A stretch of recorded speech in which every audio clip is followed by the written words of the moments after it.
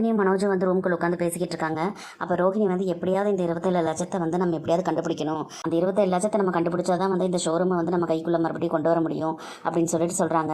மனோஜ் வந்துட்டு எப்படியாவது உங்க அப்பா கிட்ட இந்த தடவையாவது காசு கேட்கலாம்ல ரோஹிணி அப்படின்னு சொல்லிட்டு சொல்றாரு. அதை கேட்டோன்னா ரோஹிணிக்கு வந்து பயங்கர கோவம் வந்துருது.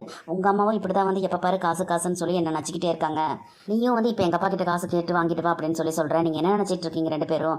அவரே ஜெயிலில் இருக்காருன்னு தெரியாதா? கிட்ட இப்படி போய் கேட்க முடியும்? இப்படி ஓயாம நம்ம காசு பணம்னு சொல்லி கேட்டுக்கிட்டே இருந்தா அவர் நம்ம குடும்பத்தை பத்தி என்ன நினைப்பாரு அப்படின்னு சொல்லிட்டு திட்டுறாங்க. அப்பா கிட்ட கேட்கறது, மாமா கிட்ட கேட்கறது, இதெல்லாம் வந்து இப்போதைக்கு எல்லாம் எதுவுமே நடக்காது மனோஜ். அதனால நம்ம வந்து நம்ம பணத்தை ஏமாத்திட்டு போனால தான் வந்து நம்ம கண்டுபிடிச்சு அவங்ககிட்ட இருந்து நம்ம பணத்தை வாங்கி ஆகணும். அது ஒண்ணுதான் வந்து இதுக்கு முடிவு அப்படின்னு சொல்லிட்டு சொல்றாங்க. அந்த பக்கம் பார்த்தீங்கன்னா அந்த சிந்தாமணியை காமிக்கிறாங்க. சிந்தாமணி வந்து ஒரு கல்யாண ஆர்டர் எடுக்கிறதுக்காக ஒருத்தரோட வீட்டுக்கு போயிருக்காங்க. வந்து என்னோட பேர் சிந்தாமணி, நான் வந்து கல்யாண மண்டபத்தில் எல்லாம் பூ அலங்காரமெல்லாம் பண்ணுறேன், நீங்கள் உங்கள் தங்கச்சிக்கு வந்து கல்யாணம் ஏற்பாடு பண்ணியிருக்கீங்கன்னு சொல்லி நான் கேள்விப்பட்டேன். அதுக்காக இந்த அலங்கார டெக்கரேஷனுக்காக தான் வந்து உங்ககிட்ட ஆர்டர் கேட்க வந்திருக்கேன் அப்படின்னு சொல்லிட்டு சொல்கிறாங்க. அதுக்கு அந்த வீட்டுக்காரரும் வந்து இந்த மாதிரி என் தங்கச்சிக்கு வந்து நாங்கள் கல்யாணம் பண்ணுறோம், அதுக்கு வந்து கல்யாண ஆர்டர் இன்னும் யாருக்கும் கொடுக்கல, நாங்கள் எல்லாம் பேசி முடிச்சுட்டு உங்களுக்கு கூப்பிடுறோம் அப்படின்னு சொல்லி அனுப்பிச்சிடுறாங்க. சிந்தாமணி அப்படி வெளியே வரும்போது கரெக்டாக மீனாவும் அந்த இடத்துக்கு வந்து வண்டி நிறுத்திட்டு உள்ளே போகிறாங்க. அதை வந்து சிந்தாமணி பார்த்துடுறாங்க. சிந்தாமணி பார்த்துட்டு இவதுக்கடா இப்படி இங்கே போகிறா, நம்ம எங்கெல்லாம் போகிறோமோ அங்கேயே மோப்பம் பிடிச்சிட்டு வந்துடுறாளாட்டுருக்குது அப்படின்னு சொல்லிட்டு அல்லக்கா எங்கிட்ட சொல்கிறாங்க. மீனா வந்து முத்து அமைச்சதுனால தான் அந்த நடிகரோட வீட்டுக்குள்ளே போகிறாங்க.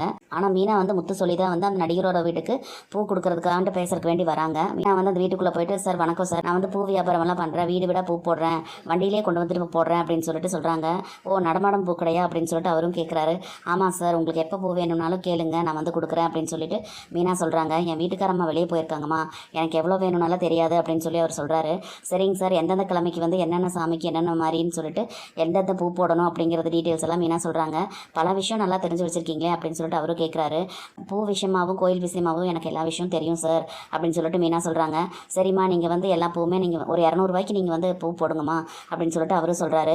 சொல்லிட்டு சரின்னு சொல்லி பேசிட்டு அவங்களும் வந்து வெளியே வந்துடுறாங்க. வெளியே வந்தோன்னா, என்னடி நீ வந்து இங்கேயும் வந்துட்டியா, நான் எங்கே போகிறேனோ அங்கெல்லாம் மோப்பம் பிடிச்சிட்டு பின்னால் வந்துடுவியா, நான் கல்யாண ஆர்டர் கேட்டிருக்கேன், நீ எல்லாம் போய் கேட்டால் அவரெல்லாம் கொடுக்க மாட்டாரு, அந்த கல்யாண ஆர்டர் எனக்கு தான் அப்படின்னு சொல்லிட்டு சிந்தாமணி சொல்கிறாங்க. என்ன கல்யாண ஆர்டரா அப்படின்னு சொல்லிட்டு கேட்குறாங்க.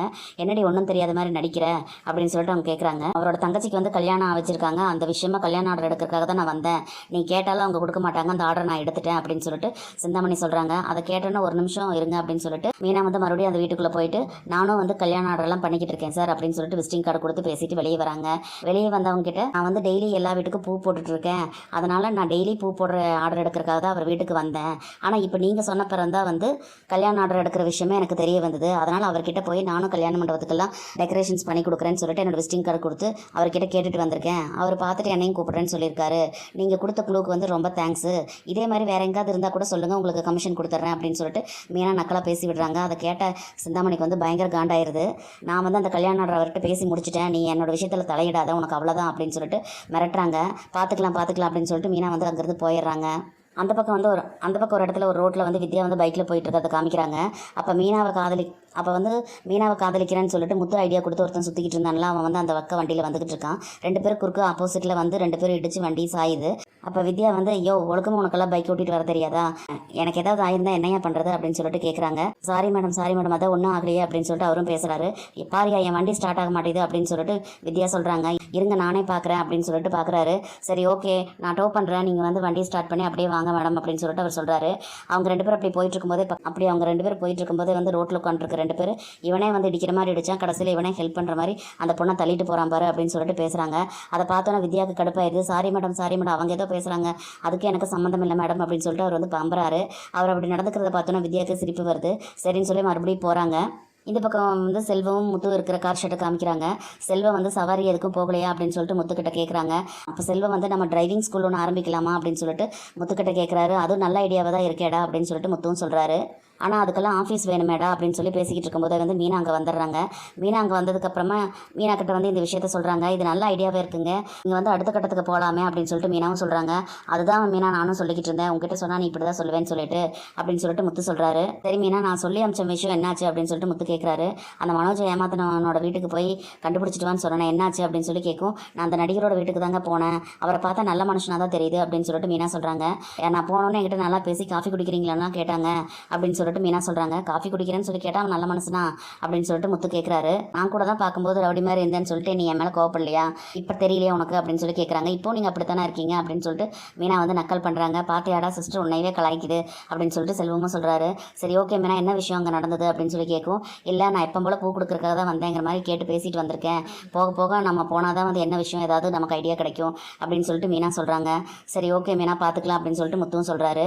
அப்போ முத்து இருந்துட்டு நம்ம வீட்டிலேயே வந்து ஆஃபீஸை போடலான்னா அதுக்கு எங்கள் வீட்டில் டான்ஸ் மாஸ்டர் திட்டுவாங்க அப்படின்னு சொல்லிட்டு சொல்கிறாரு. எது டான்ஸ் மாஸ்டரா அப்படின்னு சொல்லிட்டு செல்வம் கேட்கும். அதான் எங்கள் அம்மா தான் அப்படின்னு சொல்லிட்டு முத்து சொல்கிறாரு. உடனே மீனா இருந்துட்டு எங்கள் வீட்டு அட்ரஸ் கொடுத்துருங்க அப்படின்னு சொல்லி சொல்கிறாங்க. உடனே அது ரொம்ப தூரம் மீனா, அது சரிப்பட்டு வராது அப்படின்னு சொல்லி சொல்கிறாங்க. சரி ஏதாவது ஒரு ஐடியா பண்ணி நம்ம ஆரம்பிப்போம் அப்படின்னு சொல்லி பேசிக்கிறாங்க. அப்புறம் பார்த்திங்கன்னா வீட்டில் காமிக்கிறாங்க. விஜயா வந்து வீட்டில் அங்கே இங்கே நடந்துக்கிட்டு இருக்காங்க. அப்போ மனோஜ் ரோகிணியும் வராங்க. அவங்க 2 பேர்த்த பார்த்தோன்னே விஜயா வந்து காசு ரெடி பண்ணி என்னாச்சு என்ன பண்ணிக்கிட்டு இருக்க அப்படின்னு சொல்லிட்டு ரோகிணியை கத்துறாங்க. நீ மட்டும் காசு ரெடி பண்ணல அப்படின்னா இந்த வீட்டில் நமக்கு மரியாதையே இருக்காது, உன்னால் எனக்கு இங்கே மரியாதையே போச்சு, நம்ம வந்து இப்படியே அவமானப்பட்டுட்டே தான் இருக்கணும் அப்படின்னு சொல்லிட்டு அவங்க பேசுகிறாங்க. அதுக்கு ரோகிணி வந்து அப்பா கிட்ட இப்போதைக்கெல்லாம் கேட்க முடியாது ஆண்டி, நான் வேற எங்காவது ட்ரை பண்ணுறேன் அப்படின்னு சொல்லி சொல்கிறாங்க. அப்போ முத்துவும் மீனாவும் வீட்டுக்குள்ளே வந்துடுறாங்க. அப்போ அண்ணாமலை வந்துட்டு என்ன முத்து நான் சொன்னதை பார்த்தியா, மனோஜ் கிட்ட பணத்தை ஏமாற்றிட்டு போனவங்களை பற்றி ஏதாவது விசாரிக்க சொன்னனே கண்டுபிடிச்சியா அப்படின்னு சொல்லிட்டு கேட்குறாரு. இந்த மனோஜ் பையில ஏமாற்றிட்டு போனவனை பற்றி தான் இப்போ நாங்கள் தேடி அலைஞ்சிக்கிட்டு இருக்கோம். மீனாவும் அதுக்கு தனியாக ஸ்பை வேலையெல்லாம் பார்த்துக்கிட்டு இருக்கா. அவள் போய் தான் அந்த இதெல்லாம் விசாரிச்சுட்டு வர சொல்லியிருந்தேன். அவள் தான் போய் எல்லாம் செக் பண்ணி கேட்டுட்டு வந்திருக்கா அப்படின்னு சொல்லி சொல்கிறாரு. மீனாவையே வந்து விஜய் அப்படியே குறுகுறுன்னு அப்படியே பார்த்துக்கிட்டு இருக்காங்க. மீனா வந்து பூ கொடுக்குற மாதிரி சில இடங்களுக்கெல்லாம் போய் விசாரிச்சுட்டு வந்திருக்காப்பா, அதை வச்சு தான் வந்து நான் வந்து இனி மேற்கொண்டு விசாரிக்கிறதுக்கு போகணும் அப்படின்னு சொல்லி முத்து சொல்கிறாரு. உடனே மனோஜ் இருந்துட்டு அந்த ஆளை வந்து சீக்கிரமாக கண்டுபிடிச்சி என்னோட பணத்தை சீக்கிரமாக வாங்கி கொடு அப்படின்னு சொல்லிட்டு ரொம்ப திமிரா சொல்கிறாரு. அதுக்கு முத்து ரொம்ப கோவப்பட்டு பயங்கரமாக திட்ட ஆரம்பிச்சிடுறாரு. இவன் தொலைச்சிட்டு வருவானாமா, இவனுக்கு தேடி நான் உடனே கொண்டு வந்து கொடுக்கணுமாப்பா அப்படின்னு சொல்லி சொல்கிறாரு. அதை கேட்ட மனோஜ் இருந்துட்டு அப்போ தேடி கண்டுபிடிச்சா அந்த பணத்தை நீயே அமுக்கிக்கலான்னு பார்க்குறியா அப்படின்னு சொல்லி கேட்குறாரு. டே ஓடுகாலி, அதெல்லாம் உன்னோட புத்தி, பணம் கிடச்சுன்னா தூக்கிட்டு ஓடுறதெல்லாம் எனக்கு எதுக்கடா உன் பணம் கிடச்சோன்னா நான் கொண்டு வந்து அப்பா கிட்ட தான் கொடுப்பேன் அப்படின்னு சொல்லிட்டு சொல்கிறாரு. இனி என்னெல்லாம் நடக்க போகுதுன்னு சொல்லிட்டு நம்ம பொறுத்து இருந்து பார்க்கலாம் ஃப்ரெண்ட்ஸ். நம்ம வீடியோ பிடிச்சிருந்தா லைக் பண்ணி சப்ஸ்கிரைப் பண்ணுங்கள். தேங்க்யூ.